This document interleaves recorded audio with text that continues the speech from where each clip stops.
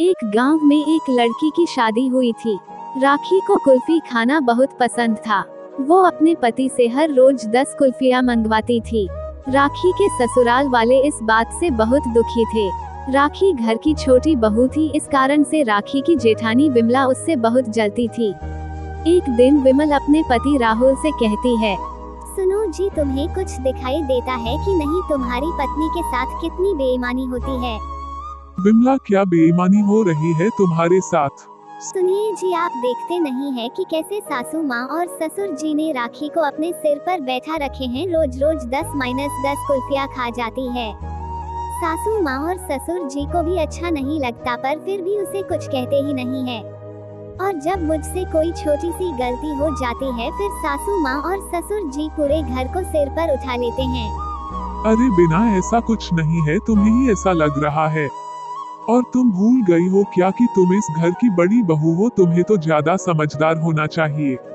देखो विमला, घर का बड़ा बेटा होने के नाते मैं तुम्हारे इस छोटे मोटे से मामले में झांकना नहीं चाहता। तुम खुद ही देखा इन्हें। और फिर राहुल मुंह फेर कर वहाँ से चला जाता है और विमला गुस्से में रसोई में आटा गूंथने चली जाती है। तभी वहाँ राखी कुल्फी खाते खाते आ जाती है।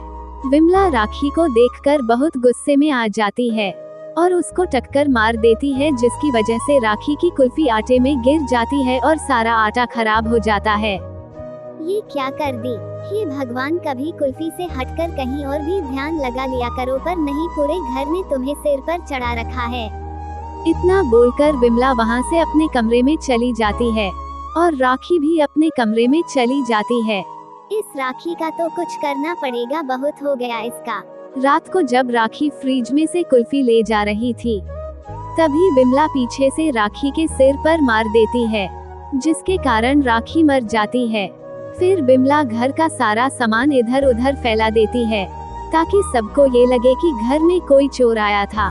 तो ये सब उन्होंने किया है और राखी का खून भी उसने ही किया है। फिर विमला अपने कमरे में चली जाती है। राखी की लाश अभी भी वही पड़ी होती है। राखी का पति रमेश उसे खोजते हुए किचन के पास पहुंचता है तो हैरान हो जाता है। राखी, ये हाल किसने किया? तुम्हारा किसने किया?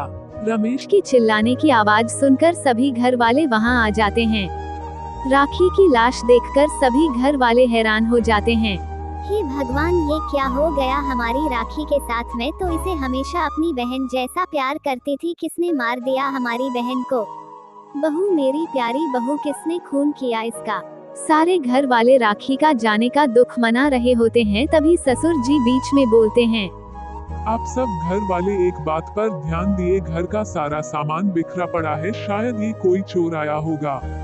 अरे पिताजी, जो भी हो, मेरी राखी तो चली गई ना, अब मैं इतनी सारी कुल्फियाँ किसके लिए लाऊंगा? फिर अगली सुबह राखी की लाश को ले जाकर अंतिम संस्कार कर देते हैं। उस रात विमला राहुल को थोड़ा खुश नजर आती है। आज ही राखी का अंतिम संस्कार हुआ है और तुम खुश हो रही हो? मुझे तो कुछ गड़बड़ लग रही है। आप भी ना, आपको तो सब गड़बड़ ही लगता है। मैं कहाँ खुश हूँ, मुझे भी राखी का जाने का दुख है। घर वाले अपने कमरे में सोने चले जाते हैं। तभी राखी मरने के बाद कुल्फी वाली चुड़ैल बन जाती है, क्योंकि उसे मरने के बाद भी कुल्फी खाने की प्यास होती है। कुल्फी वाली चुड़ैल घर में घुसकर सबको देख रही होती है। फिर कुल्फी वाली चुड़ैल बिमला को बहुत परेशान करती है। वो बिमला को इतना परेशान कर देती है कि बिमला बहुत डर जाती है। कुछ दिन परेशान करके बिमला को डराती है। फिर एक दिन सभी घर वालों को अपनी सच्चाई जानकर बहुत दुख होता है और बिमला को अपनी गलती का एहसास हो जाता है। लेकिन कुल्फी वाली चुड़ैल अच्छी थी, इसलिए वो बिमला को माफ कर देती है। एक गांव में चुड़ैल अपने छोटे से लड़के के साथ रह रही होती है। चुड़ैल अपने बेटे के साथ खुशहाल रह रही थी।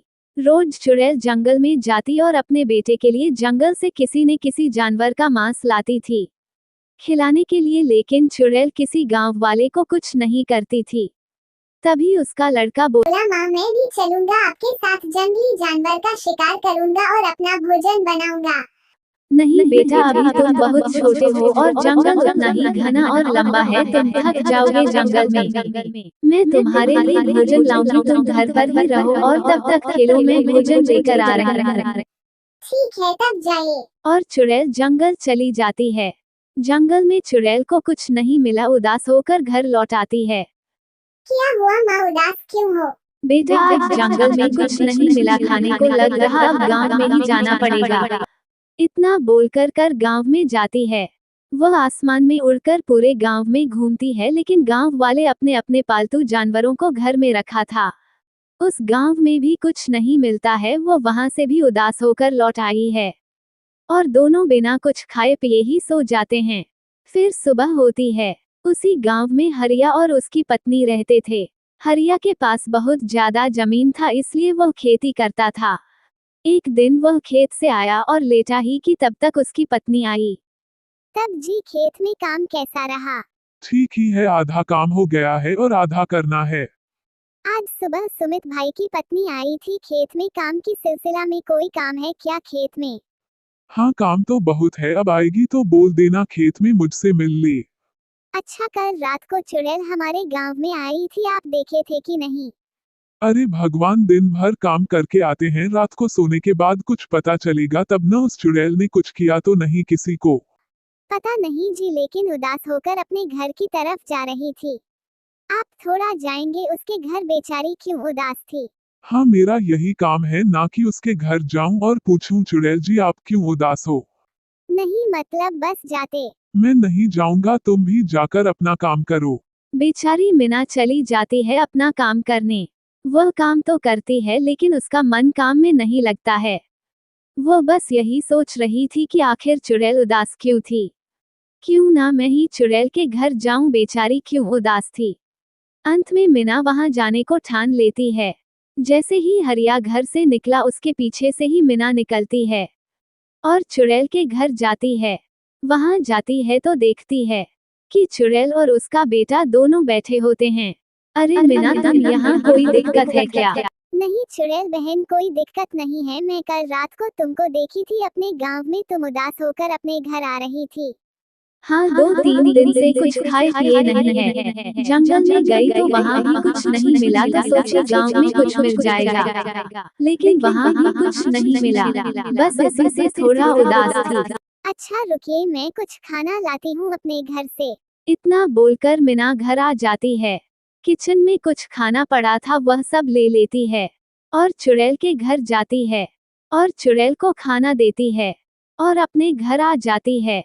भला हो मीना बहन जो आप हमें खाना दे गई। भगवान आपको हमेशा खुश रखे। एक दिन हरिया किसी काम से शहर जा रहा होता है। तभी उसके गाड़ी से चुड़ैल के लड़के को धक्का लग जाता है और वह मर जाता है। ये सब हरिया को पता नहीं चला और वो उसे वही छोड़कर चला गया। इधर चुड़ैल अपने बेटा को खोजते खोजते वहां पहुंच जाती है। अपने बेटा को मार हुआ देखकर चुड़ैल बहुत गुस्सा में आ जाती है। तभी देखी कि हरिया का कुछ सामान गिरा पड़ा था। चुड़ैल समझ गई कि हरिया ने ही मारा है मेरे बच्चे को और वह वहां से चली जाती है और मौका का इंतजार करती है कि कब हरिया मिले कि मैं उसे मारूं। चुड़ैल को ये पता नहीं था कि हरिया मीना का पति है। अगले दिन देखी कि हरिया अपने घर की तरफ आ रहा था कहीं बाहर से। चुड़ैल उसके पीछे से जाती है उसे मारने के लिए। आसमान से उड़कर चुड़ैल एकदम से हरिया के सामने आ जाती है और बोलती है, तूने मेरे बेटे को मारा था, मैं तुझे नहीं छोड़ूंगी। हरिया एकदम से डर जाता है और चिल्लाने लगता है, मीना मीना मुझे बचाओ, चुड़ैल मुझे मार देगी। तभी मीना घर से बाहर आती है। अरे मीना, ये तुम्हारा पति है। हाँ चुड़ैल बहन, क्यों मार रही हो?